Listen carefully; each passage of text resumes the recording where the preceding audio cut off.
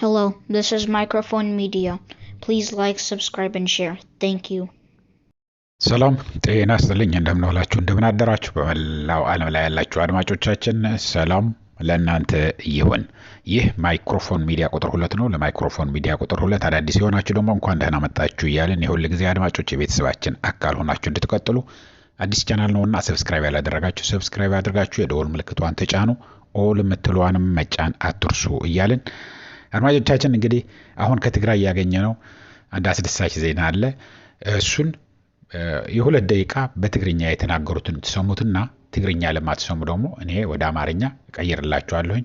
እስከ መጨረሻ ከኛ ጋር ቆዩ እያልኩኝ ወደዛ እንለፍ፣ አብረን እናዳምጠው። በጣም አስፈላጊ ነው። 4 ኪሎ ለምንድን ነው በሐዘን የተቀመጡት? እሱን በደንብ ተሰሙታላችሁ።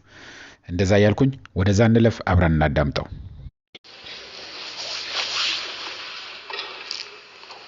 ጸላእትና ቃዲሮም كور عم حامو بقيم تدسيتهم قدم حجي مقالة خاتو خلو كلتشحن 10 سلستن كوم استدسوتي مثلا ذل حتخ ذلو شروق قد كنقركم يكل مقالة يا أخوتو تقرايكو قاطر زي دالو زي السراح زي تأرنب زي خم زي خون زي خم ግን ከም ትዝወልኩሞ ሰራዊትና ሕቶ ኢዛ ሓተተ እምበር ትግራይ ከርክበኩም አይበለን። ከም ዝበለ ሰራዊት ይብልናል፣ ከም ዝበለ ህዝብ ይብልናል። ስለዚህ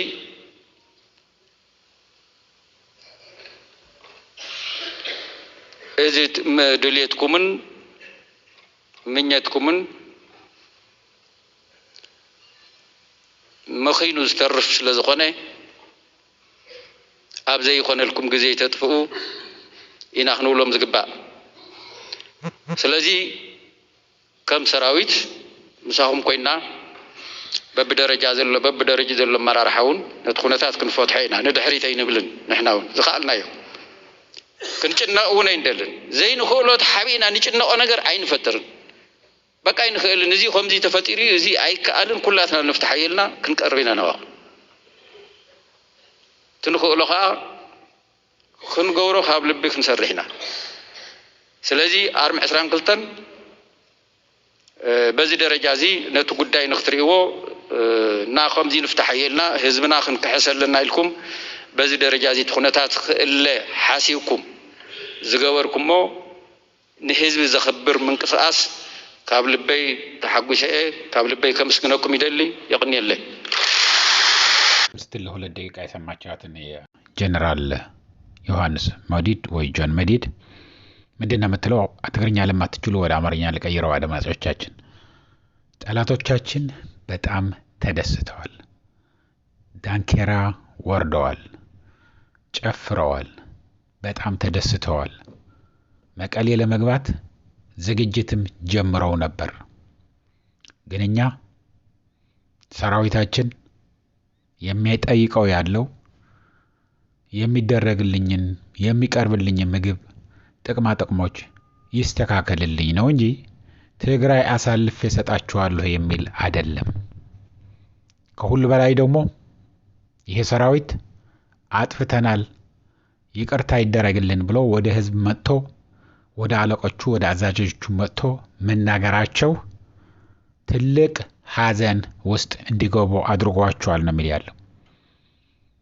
ከፍተኛ የሆነ ደስታ፣ ከፍተኛ የሆነ ያልተሰራ ሶሻል ሚዲያ ውስጥ የለም። በቃ ፈርሷል። የህወሓት እንዳልነበረ ሆኖ ጠፍቷል ከዚህ ዓለም። ከእንግዲህ ወዲህ ምንም ጥቅም የለውም እስከ ማለት ደርሰው ነበር። ሰራዊቱ ኦልሬዲ አድማ ወጥተዋል። ትግራይ አልቆለታል። ይህ ሁሉ ያልተባለ ነገር አልነበርም። ግንስ የትግራይ ህዝብ አንድ ነገር ልነግራችሁ የምፈልገው አድማጮቼ፣ እመኑም አትመኑም ከውጭ የመጣ ጠላት አሸንፎት አያውቅም። አንድ ከውጭ ጠላት እየመጣ ነው ከተባለ ሁሉም ይተባበራል። እንኳን ሌላ አዲስ አበባ ያሉትንም እነ ጻርቃንም ቢሆን እነ ጌታቸውም ቢሆን ለአብይ አህመድ እየሰሩም ከአብይ አህመድ ደሞዝ እየተቀበሉም ትግራይ ብትወረር ዝም ብለው ያያሉ ብዬ አላምንም። ይሰራሉ ከውስጥ ሆነው። የትግራይ ህዝብ ለጠላት አሳልፎ አይሰጥም። መጥፎነቱ ሁሉም ሀገር እንደሚያጋጥመው ከጦርነት በኋላ ተጠያቂዎች ይኖራሉ። ከዛ በኋላ አንተ ነህ ጥፋተኛ፣ አንተ ነህ እንደዚህ የበለጠ ያጠፋው፣ ይሄ ግጭት ይመጣል። አሁን ደግሞ ወይ ሰላምም አይደለም ወይ ጦርነትም አይደለም፣ ህዝቡ እየተሰቃየ በጅብ እየተበላ ነው ያለው። እነዚህ በጅብ የሚበላባቸው ያሉ ህፃናት ወላጆቻቸው ታጋዮች ናቸው። ምዕራብ ትግራይ ሲባል ዝም ብሎ የምዕራብ ትግራይ ህዝብ በሙሉ መጥቶ ቁጭ ያለ እንዳይመስላችሁ። ወንዱም ሴቱም ታጋይ ሆነው በየበረሃው አሁንም እየጠበቀ ነው ያለው። ስለዚህ የፈለገ ነገር ቢሆን የውጭ ጠላትማ ደስ እንዲለው አንፈልግም ነው የሚሉት ያሉት።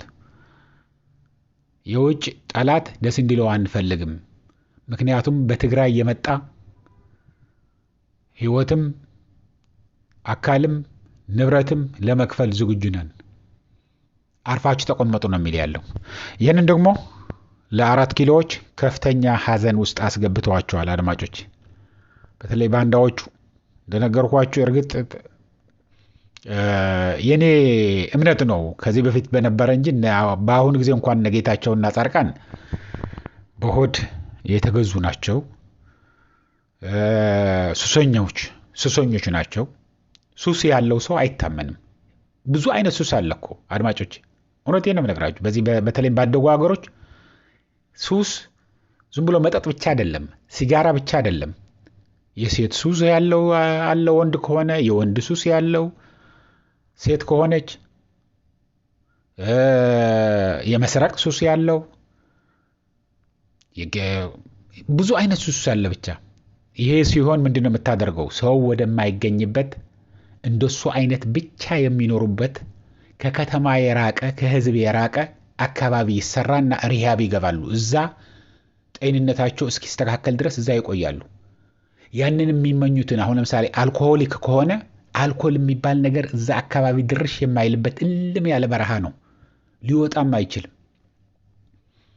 ስለዚህ እንደዛ ተደርጎ ነው ያንን ያላቸውን ችግር ሊቀርፍላቸው የሚችል እንጂ አሁን ለምሳሌ ጌታቸው ረዳ ቮድካ ጠርሙስ እያሳየህ ውሃ ሞልተውም ቢሆን ውሃና ቮድካ ከለርለስ ነው አይደለም። ቮድካ አስመስልህ ጠርሙሱን አሽገ ብታሳየው ና ይችን እሰጥሃለሁ ብትለው ተከትሎ ይሄዳል። ሱሰኛ ነው። ትግል ላይ ያሉ እኮ አሁን እዚህ በረሃ ላይ ያሉት ብዙ ጊዜ ያስቁናል። ወይ ሰርግ ካለ ወይ ክርስትና ካለ ወይ የሆነ ነገር፣ በዛ ጊዜ እንኳን ብዙ ሰርግ አልነበረም፣ ግን የሆነ የሞተም አለ አይደለም ለፍትሃት ለምናምን ተደርጎ የሚደረግ እንደዛ ካዩ ጠላም ጥሉን ነው የሚለው። ራሱ ሂዶ ማንኳኩቶ ጠላ ስጡኝ ይል ነበር።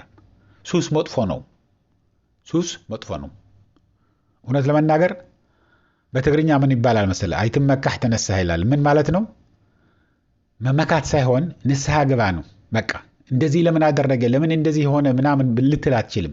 ይሄ የሚወዷቸው ሰው ቢኖር ለጻርቃንም የስልጣን ሱስ ስለያዘው ዘመዶቹን እንደምንም አድርገው አሁን እዚህ እኮ ዋሽንግተን ዲሲ ቤተሰቦቹ ይኖራሉ የጻርቃን።